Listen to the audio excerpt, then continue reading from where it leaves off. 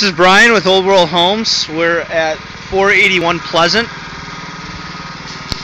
We got lumber here a little while ago, and the carpenters have started framing the deck, first floor deck. Got the I-joist going in right now, you can see.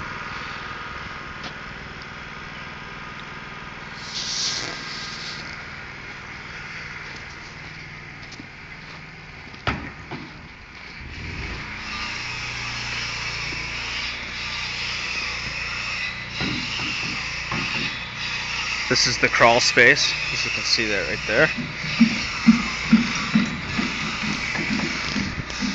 This is called the rim board. This goes on the outside of all of the joists. This is what all the joists tie into. As you can see right here, they're nailed in. And this right here, this is called the sill plate, and it's green board, womanized. That sits directly on the foundation. And these right here are straps that get strapped to. They're embedded into the foundation. They get strapped up and link into from the sill plate into our bond board. And try to find a picture here. And around here, if you can see, this sill plate, even though it's womanized and theoretically could sit on top of the foundation directly, this is called a sill seal. This is a styrofoam strip that gets put directly underneath the 2x6 that's on the wall.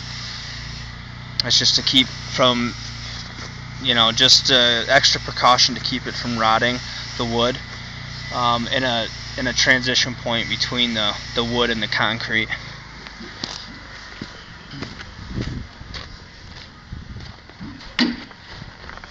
As you can see, they bend out all of the tabs on the outside, and they roll them over and nail them in on the inside.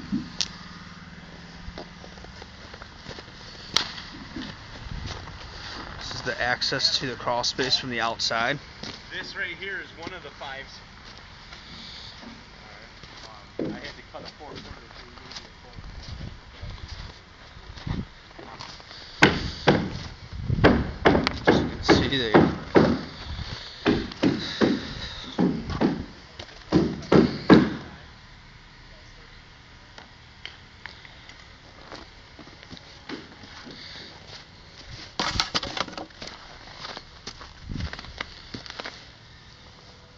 Here's our window wells. You can see that block right there is actually it's a brick ledge for when we set our stone inside. So the inside of the window wells can be finished with a stone, and that's what it's going to sit on.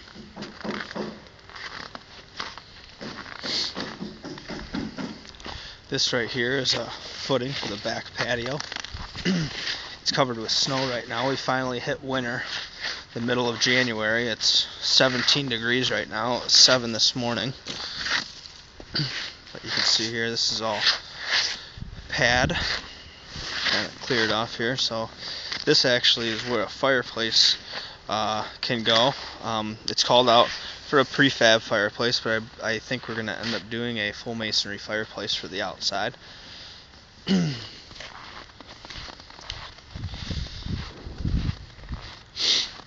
Walk around here.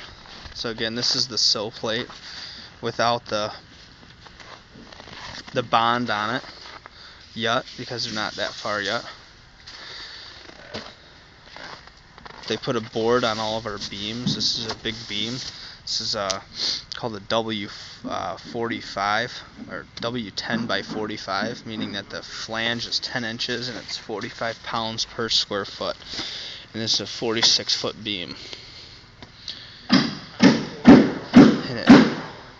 And then we put the wood over top of that, so we have a transition from our wood to wood. Our wood joists sit on wood instead of the metal, and it reduces squeaking and gets us to the level that we need to be. As you can see, these beams sit into a beam pocket that's cut into the wall. This is a good visual of the sill seal. This is the styrofoam. Again, everything that's touching the concrete has to be womanized, this is womanized. We call it green board. Everything that's not, you can see the difference right here. You can see the difference in color between the green and the white. The white board, regular wood, is sitting on top of the steel. Is inside and not touching the concrete. So.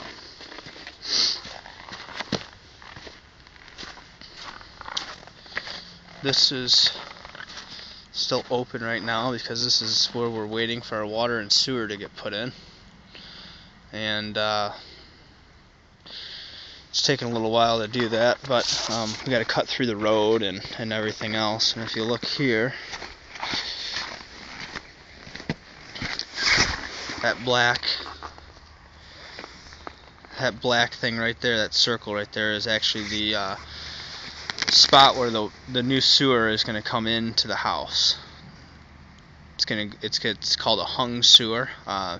We have to do this instead of putting it underneath the footings because the height of the sewer main in the street is only 7 feet. So if you think about it, the waste from the house has to fall to the main, so it naturally will fall to the main. So that's why this is only about 6 feet down the wall. So 6 feet down the wall, it falls at a pitch all the way to the street. So gravity takes all the waste to the sewer.